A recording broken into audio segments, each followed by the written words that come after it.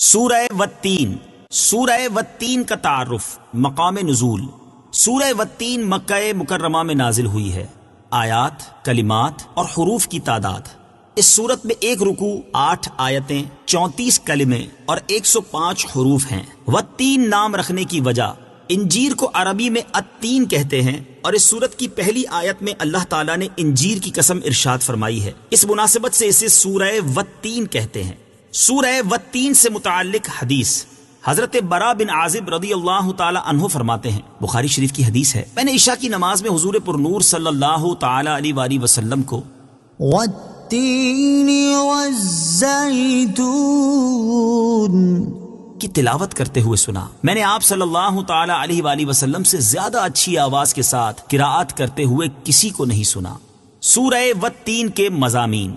اس سورت کا مرکزی مضمون یہ ہے کہ اس میں انسان اور اس کے عقیدے سے متعلق کلام کیا گیا ہے، اور اس میں یہ مضامین بیان ہوئے ہیں۔ نمبر 1، اس سورت کی ابتدا میں اللہ تعالیٰ نے انجیر، زیتون، مبارک پہاڑ طور سینا اور امن والے شہر مکہ مکرمہ کی قسم کھا کر ارشاد فرمایا کہ بے شک ہم نے آدمی کو سب سے اچھی صورت میں پیدا کیا ہے۔ نمبر 2، یہ بتایا گیا کہ اگر آدمی نے اللہ تعالیٰ کی وحدانیت کا اقرار نہیں کیا اور نبی کریم صلی اللہ تعالی علیہ وآلہ وسلم کی تصدیق نہ کی تو اسے جہنم کے سب سے نچلے طبقے میں ڈال دیا جائے گا۔ اور جن لوگوں نے اللہ تعالیٰ کو واحد معبود مانا، اس کے حبیب صلی اللہ تعالی علیہ وآلہ وسلم کی تصدیق کی اور انہوں نے اچھے کام کیے تو ان کے لیے بے انتہا ثواب ہے۔ نمبر 3، اس سورت کے آخر میں مرنے کے بعد دوبارہ زندہ کیے جانے اور حساب و جزا کا انکار کرنے والے کی مذمت بیان کی گئی ہے۔ سورہ علم نشرح کے ساتھ مناسبت۔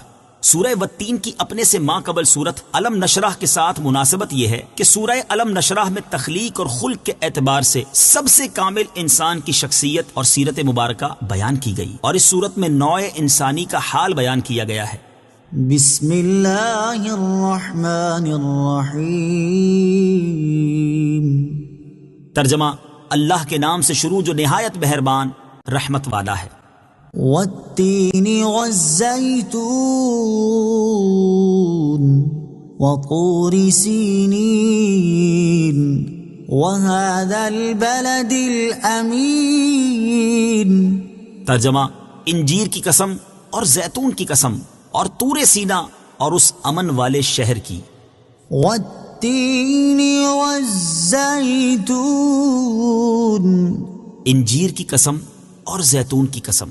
تفسیر صراط الجنان میں ہے، اس آیت میں اللہ تعالیٰ نے انجیر اور زیتون کی قسم ارشاد فرمائی کیونکہ ان چیزوں میں ایسے فوائد اور منافع موجود ہیں جو ان کے خالق رب تعالیٰ کی قدرت پر دلالت کرتے ہیں۔ جیسے انجیر انتہائی عمدہ میوہ ہے جس میں فضلہ نہیں، اور یہ بہت جلد ہضم ہونے والا، زیادہ نفع والا، قبض دور کر دینے والا، مثانے میں موجود ریت اور پتھری نکال دینے والا، جگر اور تلی میں پھنسی گندے مواد کی گانٹھ کو کھول دینے والا، بدن کو فربا کرنے والا اور بلغم کو چھانٹنے والا ہے۔ جبکہ زیتون ایک مبارک درخت ہے، اس کا تیل روشنی کے کام لایا جاتا ہے، سالن کی طرح کھایا بھی جاتا ہے، اور یہ بس دنیا کے کسی تیل میں نہیں۔ اس کا درخت خشک پہاڑوں میں پیدا ہوتا ہے جن میں چکنائی کا نام و نشان نہیں، بغیر خدمت کے پرورش پاتا ہے اور ہزاروں برس باقی رہتا ہے۔ انجیر اور زیتون کے بارے میں احادیث۔ انجیر کے بارے میں حضرت ابو ذر رضی اللہ تعالیٰ عنہ سے روایت ہے، نبی اکرم صلی اللہ تعالی علیہ وآلہ وسلم نے ارشاد فرمایا، انجیر کھاؤ، اگر میں کہوں کہ یہ وہ پھل ہے جو کہ جنت سے نازل ہوا ہے تو کہہ سکتا ہوں، کیونکہ جنت کے پھل میں گٹھلی نہیں ہوتی، تو اسے کھاؤ کیونکہ یہ بواسیر کو ختم کرتا اور گٹھیاں کے درد میں فائدہ پہنچاتا ہے۔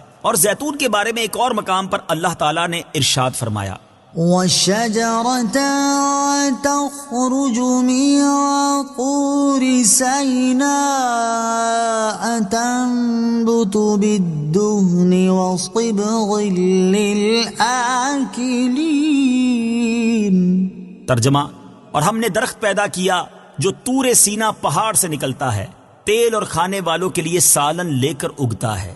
اور حضرت معاذ بن جبل رضی اللہ تعالی عنہ سے روایت ہے، حضور انور صلی اللہ تعالی علیہ وآلہ وسلم نے ارشاد فرمایا، برکت والے درخت زیتون کی مسواک بہت اچھی ہے کیونکہ یہ منہ کو خوشبودار کرتی اور اس کی بدبو زائل کرتی ہے۔ یہ میری اور مجھ سے پہلے انبیاء کرام علیہ الصلوۃ والسلام کی مسواک ہے۔ وَطُورِ سِینِین، اور طور سینا۔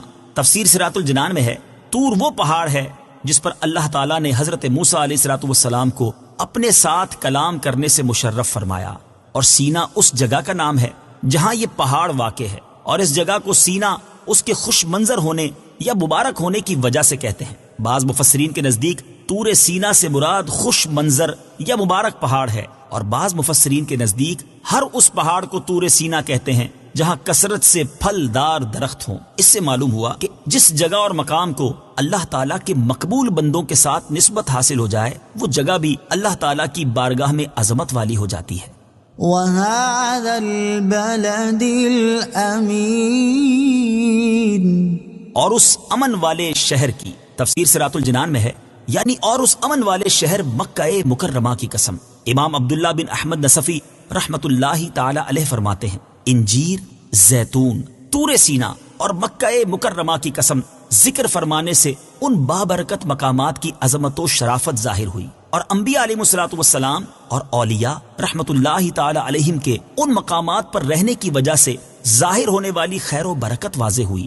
چنانچہ جس جگہ انجیر اور زیتون اگتا ہے وہ حضرت ابراہیم علیہ الصلوۃ والسلام کی ہجرت گاہ ہے، اور حضرت عیسیٰ علیہ الصلوۃ والسلام کی ولادت اور پرورش بھی اسی جگہ ہوئی۔ طور وہ جگہ ہے جہاں حضرت موسیٰ علیہ الصلوۃ والسلام کو ندا دی گئی، اور مکہ مکرمہ میں تاجدار رسالت صلی اللہ تعالی علیہ وآلہ وسلم کی ولادت ہوئی۔ اسی شہر میں آپ صلی اللہ تعالی علیہ وآلہ وسلم نے اپنی نبوت و رسالت کا اعلان فرمایا، اور اسی شہر میں خانہ کعبہ ہے جس کی طرف منہ کر کے پوری دنیا کے مسلمان نماز پڑھتے ہیں۔ لَقَدْ خَلَقْنَا الْإِنسَانَ فِي أَحْسَنِ تَقْوِيمٍ۔ ترجمہ، بے شک ہم نے آدمی کو سب سے اچھی صورت میں پیدا کیا۔ لَقَدْ خَلَقْنَا الْإِنسَانَ فِي أَحْسَنِ تَقْوِيمٍ۔ بے شک ہم نے آدمی کو سب سے اچھی صورت میں پیدا کیا۔ تفسیر صراط الجنان میں ہے، اللہ تعالیٰ نے انجیر، زیتون، طور سینا اور شہر مکہ کی قسم ذکر کر کے ارشاد فرمایا کہ بے شک ہم نے آدمی کو سب سے اچھی شکل و صورت میں پیدا کیا، اس کے اعضاء میں مناسبت رکھی، اسے جانوروں کی طرح جھکا ہوا نہیں بلکہ سیدھی قامت والا بنایا، اسے جانوروں کی طرح منہ سے پکڑ کر نہیں بلکہ اپنے ہاتھ سے پکڑ کر کھانے والا بنایا، اور اسے علم، فہم، عقل، تمیز اور باتیں کرنے کی صلاحیت سے مزین کیا۔ اللہ تعالیٰ کی معرفت حاصل کرنے کا ذریعہ۔ اگر انسان اللہ تعالیٰ کی دیگر مخلوقات کو سامنے رکھتے ہوئے اپنی تخلیق میں غور کرے تو اس پر روز روشن کی طرح واضح ہو جائے گا کہ اللہ تعالیٰ نے اسے حسن صوری اور حسن معنوی کی کیسی کیسی عظیم نعمتیں عطا کی ہیں، اور اس چیز میں جتنا زیادہ غور کیا جائے اتنا ہی زیادہ اللہ تعالیٰ کی عظمت اور قدرت کی معرفت حاصل ہوتی جائے گی، اور اس عظیم نعمت کو بہت اچھی طرح سمجھ جائے گا۔ ثم رددناه اسفل سافلين۔ ترجمہ، پھر اسے ہر نیچی سے نیچی حالت کی طرف پھیر دیا۔ ثم رددناه اسفل سافلين۔ پھر اسے ہر نیچی سے نیچی حالت کی طرف پھیر دیا۔ تفسیر صراط الجنان میں ہے، اس کا ایک معنی یہ ہے کہ انسان کو سب سے اچھی صورت پر پیدا کرنے کے بعد اسے بڑھاپے کی طرف پھیر دیا، اور اس وقت بدن کمزور، اعضاء ناکارہ، عقل ناقص، پشت خم اور بال سفید ہو جاتے ہیں، جلد میں جھریاں پڑ جاتی ہیں، اور وہ اپنی ضروریات انجام دینے میں مجبور ہو جاتا ہے۔ دوسرا معنی یہ ہے کہ جب اس نے اچھی شکل و صورت کی شکر گزاری نہ کی، اللہ تعالیٰ کی نافرمانی پر جمع رہا اور ایمان نہ لایا، تو اس کا انجام یہ ہوا کہ ہم نے جہنم کے سب سے نچلے درکات کو اس کا ٹھکانہ کر دیا۔ آیت، ثم رددناه اسفل سافلين۔ سے حاصل ہونے والی معلومات۔ اس سے 3 باتیں معلوم ہوئیں۔ نمبر 1، اللہ تعالیٰ کی عبادت پر کمر بستہ ہونے کے لیے بڑھاپے کو منتخب کرنا عقل مندی نہیں، کیونکہ بڑھاپے میں عبادت کے لیے اعضاء میں وہ طاقت باقی نہیں رہتی جو جوانی میں ہوتی ہے۔ نمبر 2، اللہ تعالیٰ نے ہمیں انسانی شکل و صورت کی جو نعمت عطا کی ہے اس کا شکر کرتے ہوئے ہمیں اس کی نافرمانی کرنے سے بچنا چاہیے۔ نمبر 3، پیدائش کے بعد طاقت اور قوت دینا اور اس کے بعد کمزوری کی طرف لوٹا دینا اس بات کی دلیل ہے کہ جو ذات اس چیز پر قادر ہے وہ ہماری موت کے بعد ہمیں دوبارہ زندہ کرنے پر بھی قادر ہے۔ اسی چیز کو بیان کرتے ہوئے ایک اور مقام پر اللہ تعالیٰ نے ارشاد فرمایا، وَمَن نُعَمِّرْهُ نُنَكِّسْهُ فِي الْخَلْقِ أَفَلَا يَعْقِلُونَ۔ ترجمہ، اور جسے ہم لمبی عمر دیتے ہیں تو خلقت و بناوٹ میں ہم اسے الٹا پھیر دیتے ہیں۔ تو کیا وہ سمجھتے نہیں؟ اور ارشاد فرمایا يا أيها الناس إن كنتم في ريب من البعث فإنا خلقناكم من تراب ثم من نطفة ثم من علقة ثم من مضغة مخلقة وغير مخلقة لنبين لكم ونقر في الأرحام ما نشاء إلى أجل مسمى ثم نخرجكم طفلا ثم لتبلغوا أشدكم ومنكم من يتوفى ومنكم من يرد إلى أرذل العمر لكي لا يعلم من بعد علم شيئا۔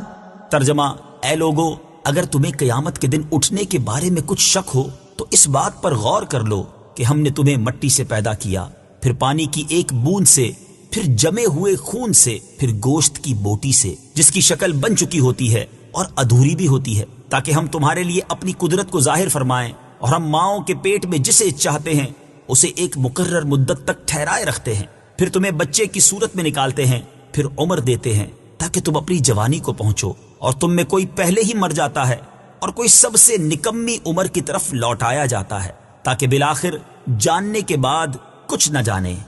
إلا الذين آمنوا وعملوا الصالحات فلهم أجر غير ممنون۔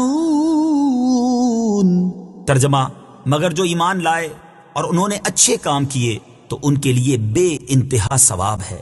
إلا الذين آمنوا، مگر جو ایمان لائے۔ تفسیر صراط الجنان میں ہے یعنی جو لوگ ایمان لائے اور انہوں نے اچھے کام کیے تو ان کے لیے بے انتہا ثواب ہے، اگرچہ بڑھاپے کی کمزوری کے باعث وہ جوانی کی طرح کثیر عبادات بجا نہ لا سکے اور ان کے عمل کم ہو جائیں، لیکن اللہ تعالیٰ کے کرم سے انہیں وہی اجر ملے گا جو جوانی اور قوت کے زمانے میں عمل کرنے سے ملتا تھا، اور ان کے اتنے ہی عمل لکھے جائیں گے جتنے جوانی میں لکھے جاتے تھے، اور جہنم کے سب سے نچلے درکات ان کا ٹھکانہ نہ ہوگا۔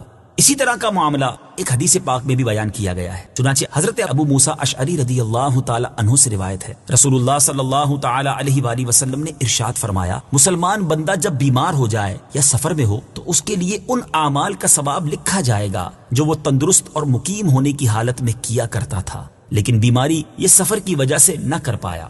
آیت إلا الذين آمنوا سے حاصل ہونے والی معلومات۔ اس آیت سے دو باتیں معلوم ہوئیں۔ نمبر ایک، ایمان اعمال پر مقدم ہے اور ایمان کے بغیر کوئی نیکی درست نہیں۔ نمبر دو، لمبی عمر ملنا اور اعمال کا نیک ہونا بہت بڑی نعمت ہے۔ حضرت ابو بکرہ رضی اللہ تعالی عنہ فرماتے ہیں، ایک اعرابی نے بارگاہ رسالت صلی اللہ تعالی علیہ وسلم میں عرض کی، یا رسول اللہ صلی اللہ تعالی علیہ وآلہ وسلم، لوگوں میں سب سے بہتر کون ہے؟ ارشاد فرمایا، وہ شخص سب سے بہتر ہے جس کی عمر لمبی ہو اور عمل نیک ہو۔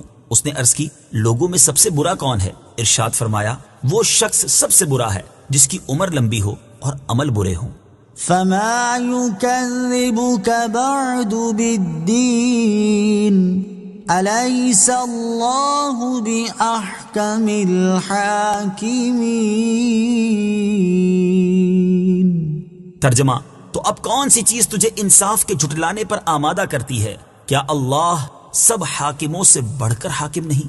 فما يكذبك بعد بالدين، تو اب کون سی چیز تجھے انصاف کے جھٹلانے پر آمادہ کرتی ہے؟ تفسیر صراط الجنان میں ہے یعنی اے کافر انسان، کہ تو نے اپنی صورت میں، اپنی تخلیق کی ابتدا میں، اپنی جوانی اور بڑھاپے میں غور نہیں کیا تاکہ تو یہ کہہ دیتا کہ جو ذات ان چیزوں پر قادر ہے وہ اس بات پر بھی قادر ہے کہ مجھے مرنے کے بعد دوبارہ زندہ کر دے، اور مجھ سے میرے اعمال کا حساب لے۔ اور اس قطعی دلیل اور روشن حجت کے بعد اب کون سی چیز تجھے انصاف کے دن کو جھٹلانے پر آمادہ کرتی ہے؟ اور تو اللہ کی یہ قدرتیں دیکھنے کے باوجود کیوں مرنے کے بعد اٹھائے جانے، قیامت کے دن حساب ہونے اور اعمال کی جزا ملنے کا انکار کرتا ہے؟ أليس الله بأحكم الحاكمين؟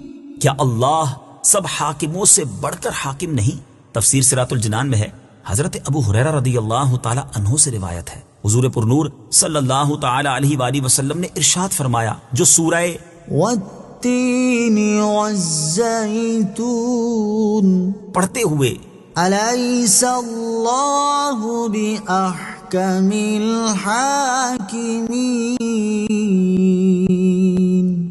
پڑھے تو اسے چاہیے کہ وہ یہ کہے بلى وأنا على ذلك من الشاهدين، یعنی کیوں نہیں، یقیناً ہے اور میں اس بات پر گواہوں میں سے ہوں۔ صدق اللہ